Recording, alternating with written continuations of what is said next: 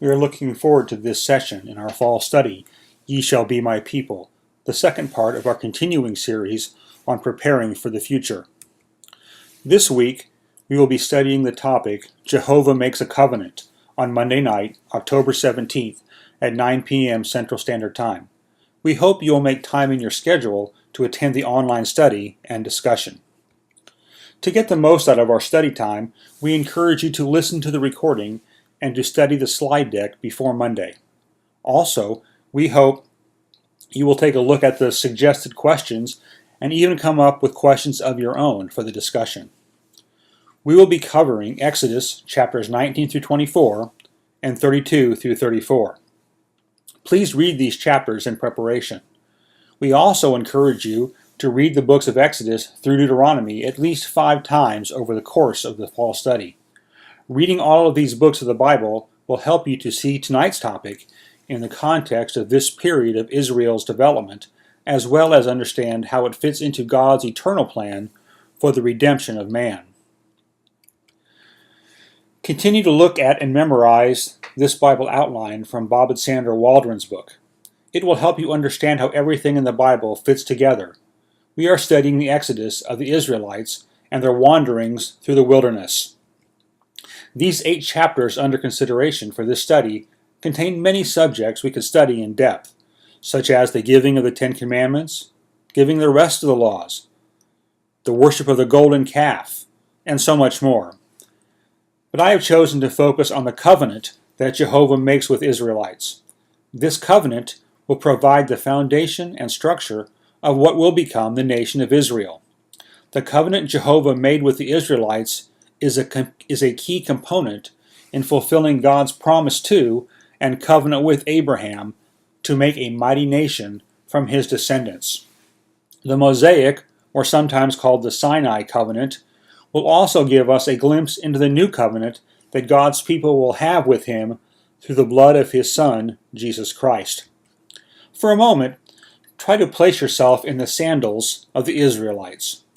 They quickly went from being the slaves of one of the most powerful nations on earth to being set free through a series of frightening miracles. They watched as God made fools of Egypt's gods and Egypt's, quote, divine ruler through the 10 plagues. They marched out of Egypt as their former masters showered them with gifts of gold, silver, and clothing. They witnessed the impossible as God led them along dry ground through the midst of a parted sea. And they saw God single-handedly destroy the most powerful army in the region by simply unparting the sea. Now picture Israel standing on the far side of the Red Sea, having just witnessed some of the most dramatic events in history. They had just been claimed and rescued by a God whose power was clearly uncontested. After the glow of their exodus had worn off, the Israelites had to face some important questions. Who exactly is this God who rescued us and claimed us as his own? Where is he leading us? And what are his intentions with us? What does it look like for us to live as a people of this God? As they walked away from the Red Sea in the wilderness, the Israelites did not know exactly what to expect. The first few months of their journey were filled with turmoil. The Israelites complained about the lack of food and water. Then, when God miraculously provided fresh water and rained bread or manna from heaven, they complained about the monotony of their diet. At one point, they even got so upset that they wanted Moses dead. But everything changed, at least for a time, when they approached Mount Sinai. When Israel arrived at the base of Mount Sinai, they discovered that God had chosen this place to reveal himself to his people and enter into a covenant with them. Moses went up on the mountain to meet with God, and God immediately explained his intention for Israel. Here God defined Israel. First of all, they were the people from whom God had miraculously rescued from slavery. It would be impossible for God's people to define themselves without making reference to God's act of redemption in their exodus. But this was not all. God had brought them to himself. They were now God's treasured possession.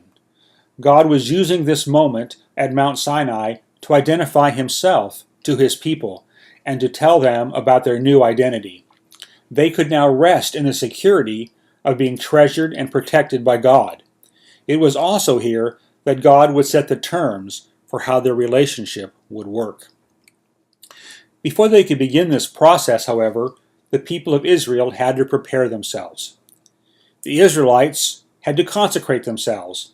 Basically, they had to set themselves apart for a specific purpose. They had to prepare themselves for the encounter with God. This is what a relationship between a holy God and a sinful people requires. While Moses met with God on Mount Sinai, the mountain was surrounded by smoke, lightning, and thunder. The people were not even allowed to touch the base of the mountain, lest they be killed. God was doing something unique here, and he demonstrated this reality in dramatic fashion. In Exodus 19, verses 10 through 15, God instructs Moses to consecrate the people. In 3 days they are to approach the mountain. In 3 days the Lord descends in fire, and the mountain is wrapped in smoke. God calls Moses to the top in verse 20, and sends him down again with the warning to the people not to break through and perish in verses 21 and 24. Then God himself addresses the people in chapter 20, verses 1 through 17, and gives what we commonly call the Ten Commandments. Let's look at them, and we suggest we memorize them as well. And God spoke all these things, saying, I am the Lord your God, who brought you out of the land of Egypt, out of the house of bondage. You shall have no other gods before me. You shall not make for yourself a carved image, any likeness of anything that is in heaven above, or that is in the earth beneath, or that is in the water under the earth. You shall not bow down to them, nor serve them. For I, the Lord your God, am a jealous God, visiting the iniquity of the fathers upon the children to the 3rd and 4th generations of those who hate me, but showing mercy to thousands to those who love me and keep my commandments. You shall not take the name of the Lord your God in vain, for the Lord will not hold him guiltless who takes his name in vain. Remember the Sabbath day, to keep it holy. 6 days you shall labor and do all your work, but the 7th day is the Sabbath of the Lord your God. In it you shall do no work, nor you, nor your son, nor your daughter, nor your male servant, nor your female servant, nor your cattle, nor your stranger who is within the gates. For in 6 days the Lord made the heavens and the earth, the sea, and all that is in them, and rested the 7th day. Therefore the Lord blessed the Sabbath day and hallowed it. Honor your father and your mother, that your days may be long upon the land which the Lord your God is giving you. You shall not murder. You shall not commit adultery. You shall not steal. You shall not bear false witness against your neighbor. You shall not covet your neighbor's house. You shall not covet your neighbor's wife, nor his male servant, nor his female servant, nor his ox, nor his donkey, nor anything that is your neighbor's. The people were so terrified at the voice of God that, as in verses 18 through 19, they pled with Moses, You speak to us, and we will hear, but let not God speak to us, lest we die. Moses then tells them not to fear God, but also that they will be tested. God then gives them a test, in the form of a commandment to build an altar to offer sacrifices to him. Notice the first part of the command about how not to build the altar. God is very specific on this point. So, starting in verse 21, Moses draws near to the thick darkness and receives the rest of the ordinances from the Lord. These are given in chapters 21 through 23 and include a lot more specifics than just the 10 Commandments. These laws touched on subjects concerning servants, violence, animal control, responsibility for property, moral and ceremonial principles, justice, Sabbaths, and annual feasts. Exodus 24 opens with God telling Moses to get the priests and the elders and to come up on the mountain. But first, in verse 3, Moses reports all the ordinances to the people, and again they accept the terms of the covenant. All the words which the Lord has spoken we will do. Then Moses writes the words he received in a book, in verse 4, builds an altar, sacrifices several oxen, and seals the covenant with blood. He throws some blood on the altar, reads the book to the people, and throws some blood on the people in verses 5 through 8. The implication is probably that the people are taking an oath, that if they break the covenant, their blood will be shed like the oxen's, and it will be on their own head. Then in verses 9 through 10, Moses and Aaron, Nadab and Abihu, and the 70 elders went up to the mountain part way and had a feast and saw God's glory. But in verse 12, the Lord calls Moses further up to receive the tables of stone written by God. So Moses went up into the cloud in verse 18 and remained 40 days. Chapters 25 through 31 give the message God spoke to Moses, mainly a plan for the tabernacle to be built and for the ministry of the priests, which we will talk about in our next session. When he was done speaking, God gave Moses the 2 tables of testimony, we see that in chapter 31 and verse 18, to carry back to the people, a kind of personally signed covenant document from the Lord. But during the 40 days, the people had already broken their covenant promise and made an idol. In their fear and angst, they fell back on their old ways and old habits. They made a god to worship, even though they had all heard God speak and say that making images was forbidden. In Exodus 32 and verse 8, God says, "They have turned aside quickly out of the way which I commanded them." Moses prays for the people, and God withholds his destruction, we see in verses 11 through 14.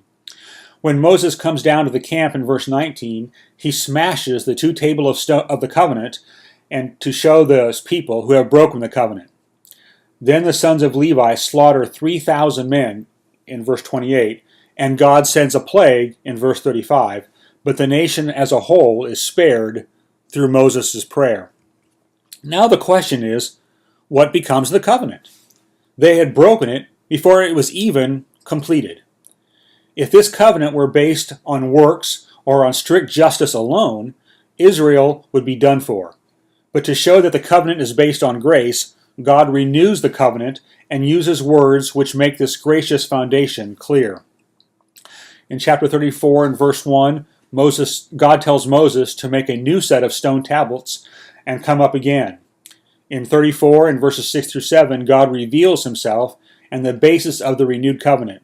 He said, "The Lord passed before him and proclaimed, the Lord, a God merciful and gracious, slow to anger, and abounding in steadfast love and faithfulness, keeping steadfast love for thousands, forgiving iniquity and transgression and sin, but who will by no means clear the guilty, visiting the iniquity of the fathers upon the children and children's children to the 3rd and 4th generation."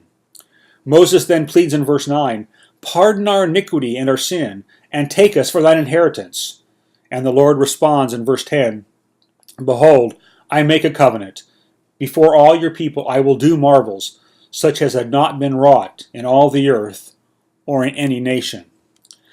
Then in verses 27 through 28, the Lord concludes this last meeting on Mount Sinai like this. "And the Lord said to Moses, Write these words.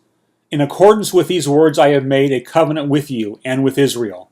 And he was there with the Lord 40 days and 40 nights. He neither ate bread nor drank water, and he wrote upon the tables the words of the covenant, the 10 Commandments. And he came down with his face shining because of his time with God." The rest of Exodus reports the building of the tabernacle. And now some questions for thought and for your consideration for our study on Monday night. What is a covenant? What made the Mosaic covenant different than the previous covenants? Are the law and the Mosaic covenant interchangeable? Is the Mosaic covenant a type of a new covenant, or of the new covenant? Is Moses' intercession for the disobedient Jews a shadow of Christ as the intercessor? Why were the Jews so afraid of God while Moses was gone? Would that fear be a factor in their later acceptance of the gospel? Thank you for listening to this introduction. We look forward to discussing the covenant in detail Monday night. If you have any questions, feel free to send me an email or call me. God bless you. Thank you.